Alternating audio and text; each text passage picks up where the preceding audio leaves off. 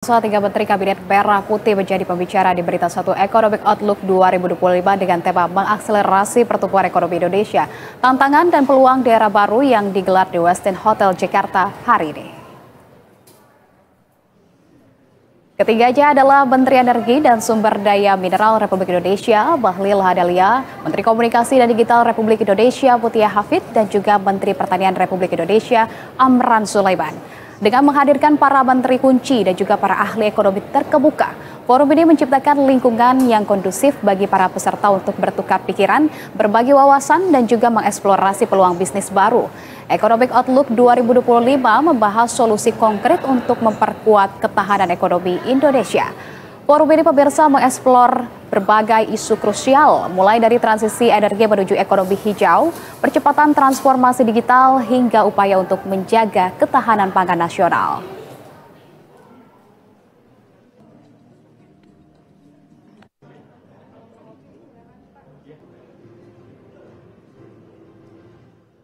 Dan pemirsa, untuk mengetahui suasana terkini di acara Berita Satu Economic Outlook 2025, kita sudah terhubung dengan Zulfakar dan juga juru kamera Yulisa Febiola.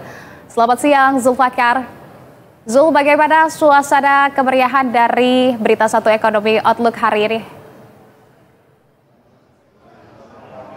Baik Anissa, terkait dengan situasi terkini di gelaran yang dilakukan oleh Buniverse, yaitu Berita Satu Economic Outlook 2025, sejumlah tamu-tamu undangan baik dari investor lalu juga pemangku kepentingan ini telah hadir di Westin Jakarta Selatan ini. Dan acara ini telah digelar di pukul 10.30 waktu Indonesia Barat tadi, Anissa.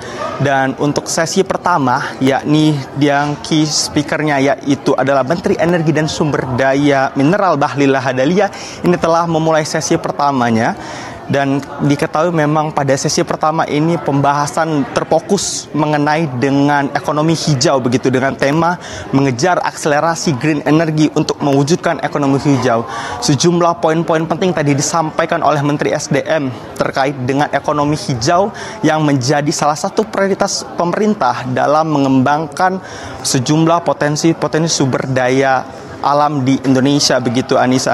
Diketahui bahwa memang tema ini diangkat untuk mengetahui perkembangan ekonomi hijau di berbagai sektor Indonesia, mengetahui tantangan dan lalu juga apa saja potensi yang dihadapi ataupun potensi-potensi Indonesia dalam menggelar ekonomi hijau, Anissa dan pemirsa Berita Satu. Poin-poin penting seperti dengan EBT atau energi baru terbarukan ini akan menjadi salah satu hal yang sebenarnya dicanangkan, begitu ya. Ada sebanyak 0,3% kapasitas terpasang EBT sejauh ini bagi Indonesia.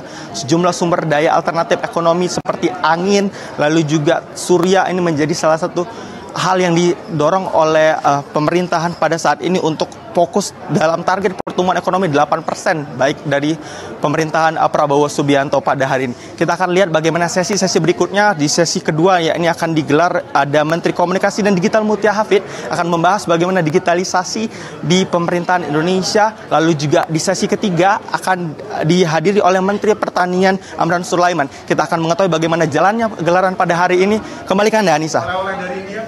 Oke, baik Zul. Nanti untuk sesi kedua akan langsung digelar kapan, Zulfakar?